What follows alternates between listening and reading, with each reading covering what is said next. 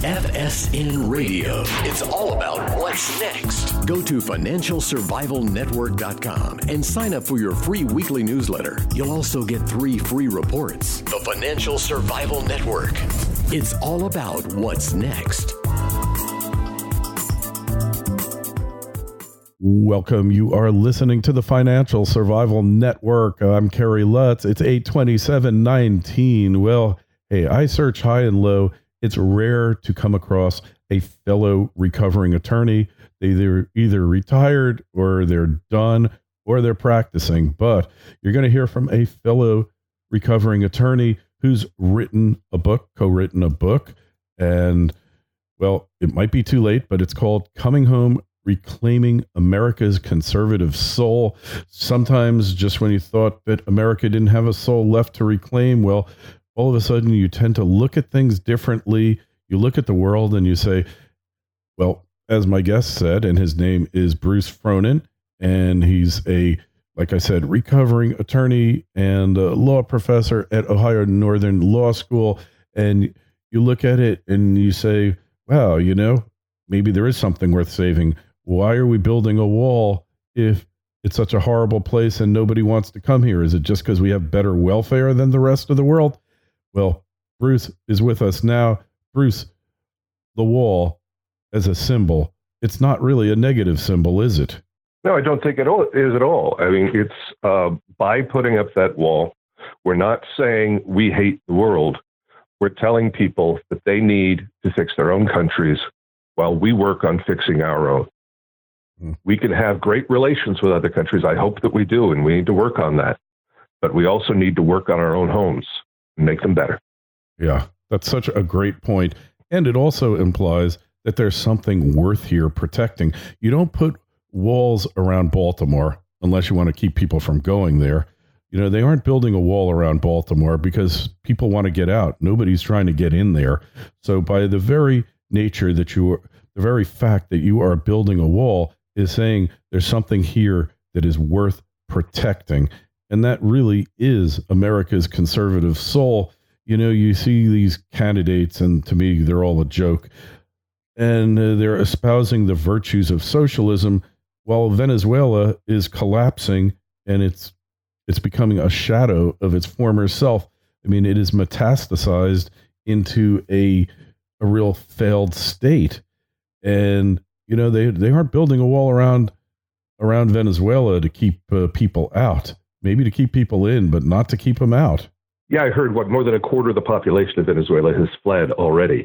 And we're not quite at that point yet, although if we go down that road, we'll end up with the same results. We'll end up in the same place.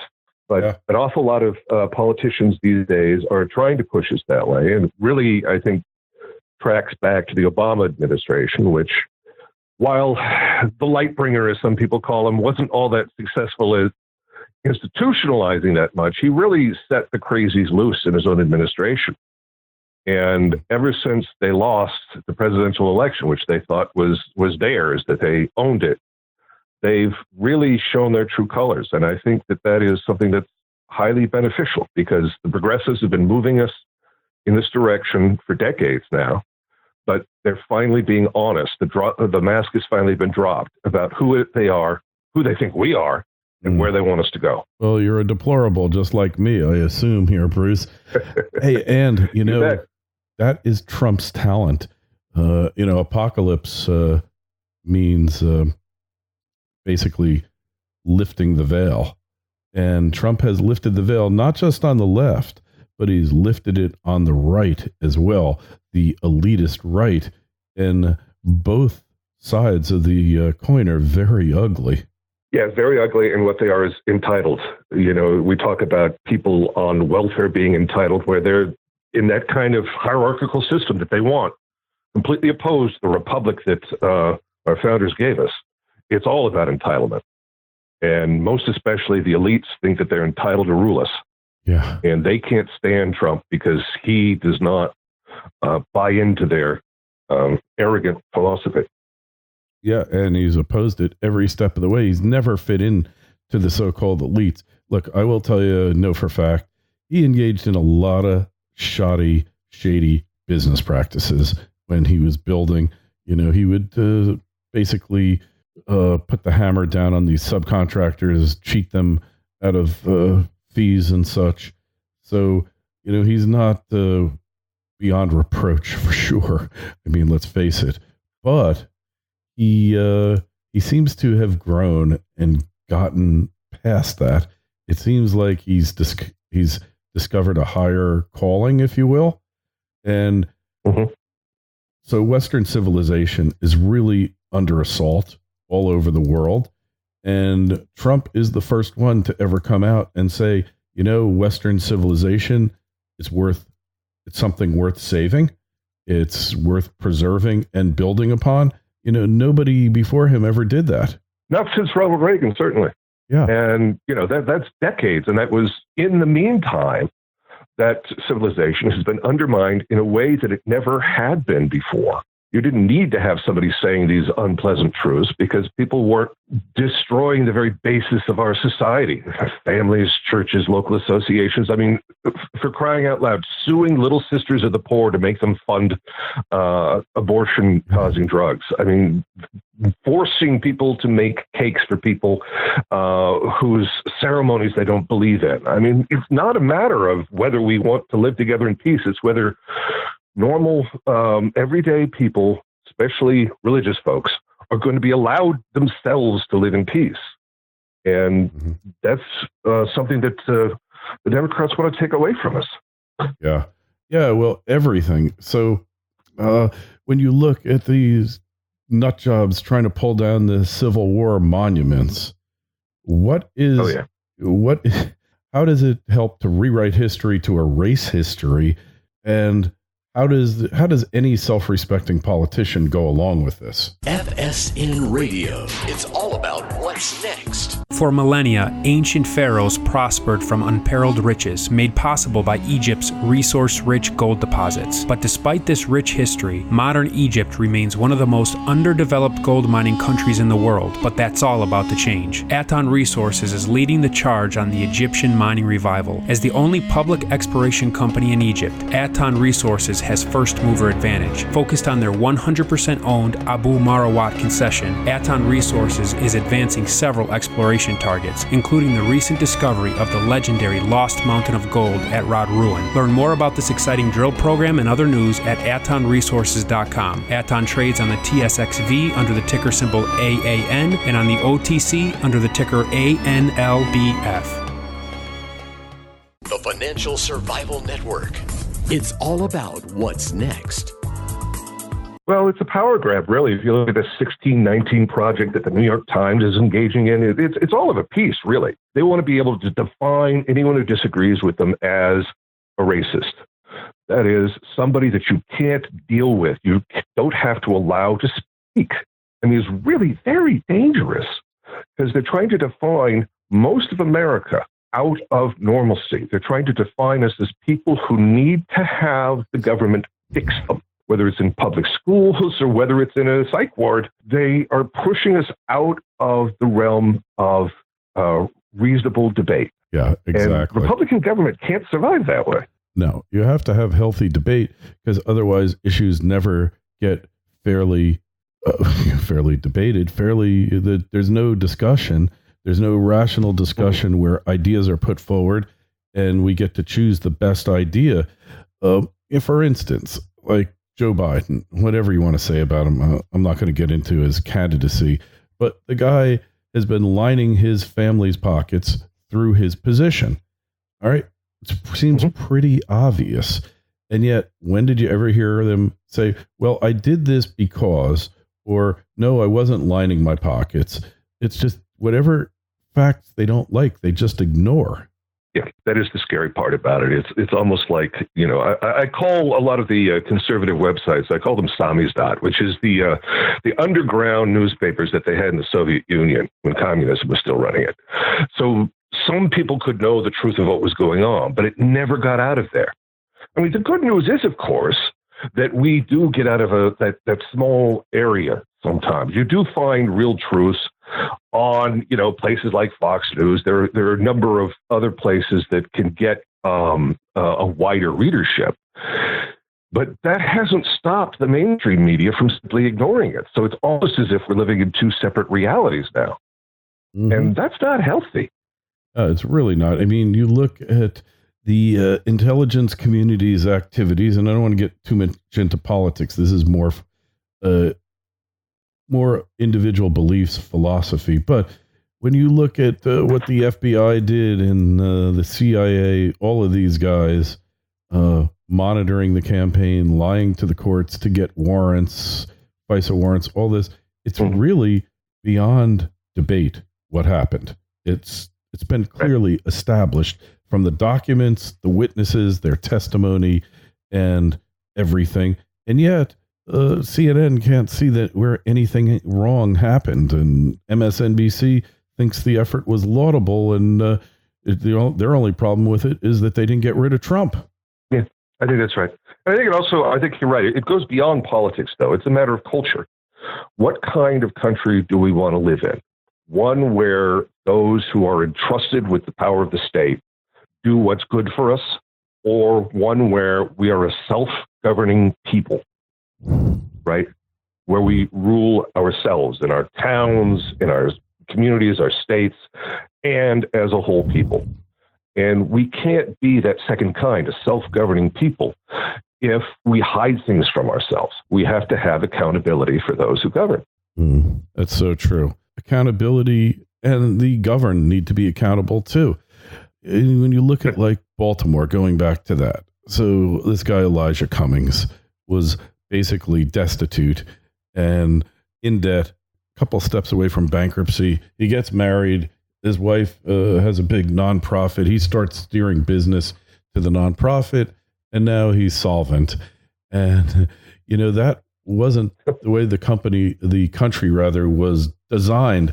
That wasn't the way things were supposed to happen. You weren't supposed to get wealthy from serving the government. You were supposed to build your fortune and then go into the government in the latter part of your career and make a difference. And instead, the government has become an expressway to riches and wealth. Yes, and it's become that way to such a ridiculous extent. Every country has a certain level of corruption. We all understand that. We don't want it, but we understand there's going to be a certain amount that we have to keep it down. But when you look at how things have come now with your, as you say, in Baltimore, whereas a good friend of mine lives in downtown Baltimore, and there's this one little area around where the symphony orchestra is. He actually plays in the orchestra there.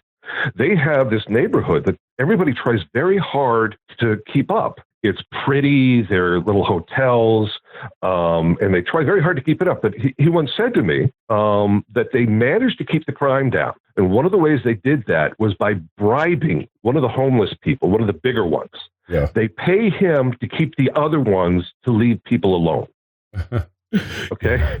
Now, on the one hand, that's kind extortion. of an endearing story that people are willing to fight for that. But on the other hand, we don't even have police keeping bums from mugging people in downtown Baltimore. No, the social order has broken down, and we're seeing the results of it: in increased crime, lawless society, and a murder rate that's rivaling places that people are running from to come to the United States. Obviously, those people coming from Nicaragua, Honduras, and El Salvador, Ecuador, wherever they're coming from, aren't looking to resettle in Baltimore, are they? No, and again, the good news, and we should say, there is good news. The good news is if you take those large cities out of the equation, America's crime rate is pretty darn low by world standards. I happen to live in an area that's rural but very, very challenged. Okay, I live in a city that had 33,000 people in it in the 70s. Now it only has 17. All the manufacturing plants have closed. Only a little bit has come back. You got a lot of folks living in trailers, and it's not a race thing because most of these folks they're white. They're dependent on welfare. Huge problems with drugs. I mean, there are a lot of areas of this country that are in fact hurting, but I live in an area which saw in Trump hope. These are folks who had voted for Obama, but they had just finally figured out that this road towards socialism was hurting them, not helping them. It wasn't bringing in business for them because the establishment had given up on them. They decided, they said, look, those jobs are never coming back. Get used to it. Mm-hmm. But we have to defend our own towns, our own localities. And in part, that means that we have to stop allowing the Chinese, for example, to steal every bit of technology that we've got and engage in all these unfair trade practices. Yeah, exactly. Exactly. And Trump is the chosen one to do it, right? Chosen by us, Yeah, that's right. That's what an election's all about. Yeah. Yeah. So to reclaim the soul, what has to happen? And it's got to happen kind of on a massive level, doesn't it, Bruce? Yeah, in one sense. Although, again, I think the good news is because the left has taken out the mask, people see the choice. Okay, we can either keep going toward being a true social democracy, or we can say, wait, this is the wrong direction. And what has to happen at the federal level is mostly negative. They have to stop hurting us. In the book, the first half of the book is a review of conservatism in America, where it went wrong, when it became a matter of corporate welfare, basically. And the second half is how we can get back to a kind of understanding of the importance of Main Street. And a lot of that is simply to stop the federal government from funding terrible indoctrination in our public schools and in our universities by fostering more charter schools, more parochial schools, more school choice, by stopping the subsidization of the universities. Part of it is defending the border. Part of it is engaging in trade policies that actually put our interests first. And a lot of it really is up to us in our own local governments. The left has always been much better at just showing up than we are. Mm-hmm. The more that we actually show up, whether it's to the school board or it's to the local county board of supervisors, or even, to any kind of local government, the more we can take back our own streets. And we're going to lose a lot at this level. But what you're going to find is that the lefties, they cave easier than you might think, and they fear publicity. Mm-hmm. Some of the crazier things that go on, for instance, these things about having drag queens read stories to 5-year-olds. Some places will do that no matter what, but a number of libraries, when they found that out, they panicked. They saw how angry the parents were going to be having out in California, and they stopped it. They took it off their Facebook page and decided, oh, I guess we can't get away with this any longer. And that should be an encouraging sign that we can, in fact, win these little battles at the local level, and we can take back control of our own public square. Hey, it's going to be a long slog, sure, but we have to do it. Well, there's a perfect example of that with some town somewhere that said at public government meetings they would no longer say the Pledge of Allegiance, and the entire town descended on the town hall. And the next time they, all of a sudden they're like, oh, okay, well, everybody there in the place, all the town's citizens are doing the pledge, and they backed off. Mm-hmm. So that's a perfect that's example. A great example. It's been a couple of places. There's one town in North Carolina that did that, and the other one was in Ilan Omar's district in Minnesota. That's what I loved about that one. Mm-hmm. Because, of course, it's a very liberal district, but they had to back down because people want to have respect for who they are, where they come from. And, our country deserves respect, and it's only by building on that that we can build a decent life together. Yeah, it's very true.